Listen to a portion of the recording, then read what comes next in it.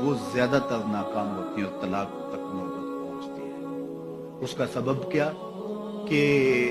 کچی عمر کے بچے اپنے جذبات سے فیصلہ کرتے ہیں اور ان کی نظر کے اندر صرف ایک دو چیز دیکھنے کی ہوتی ہے جس سے وہ فیصلہ کرتے ہیں، لیکن کہنہ مشق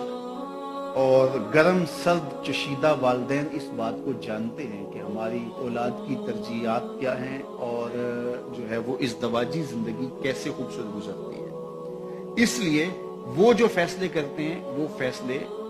جو ہے وہ بہت اچھے ہوتے ہیں۔ کبھی ایسا ہوتا ہے کہ اولادوں کو اللہ تعالیٰ فہم، فراست اور عقل و خرد کی فراوانیاں نصیب کر دیتا ہے اور والدین واقعتاً فہم اور سمجھ میں اس مقام پہ نہیں ہوتے، تو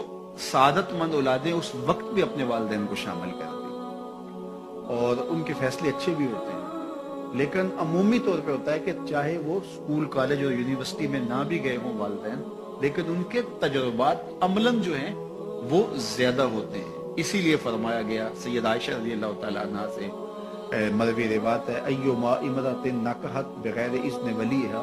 فنکاحھا باطل فنکاحھا باطل فنکاحھا باطل، 3 مرتبہ فرمایا، جو خاتون اپنے ولی کی اجازت کے بغیر نکاح کرتی ہے اس کا نکاح باطل ہے، اس کا نکاح باطل ہے، اس کا نکاح باطل ہے۔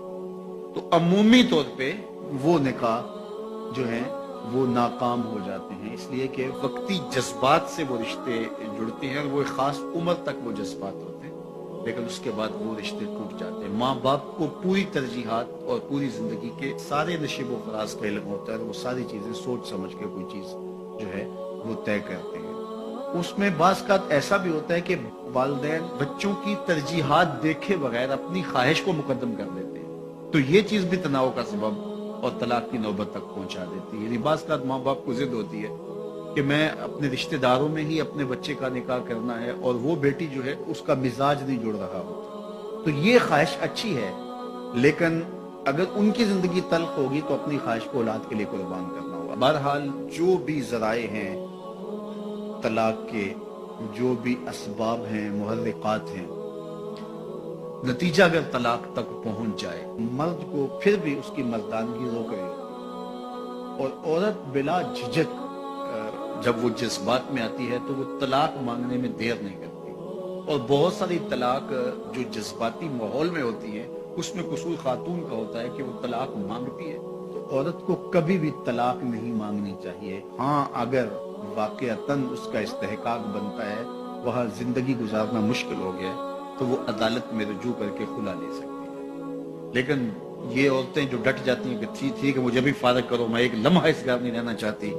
یہ گھر میرے لیے جہنم ہے، اور یہ اس کی بہنوں کے سامنے، اس کے بھائیوں کے سامنے، اس کے خاندان والوں کے سامنے اس کو یوں للکار رہی ہوتی ہے، تو پھر وہ طلاق دے دیتا ہے۔ اور بعض کا وجہ نہیں ہوتی کہ وقتی تناؤ ہوتا ہے۔ تو حضرت امام ابو داود نے حضور کا یہ فرمان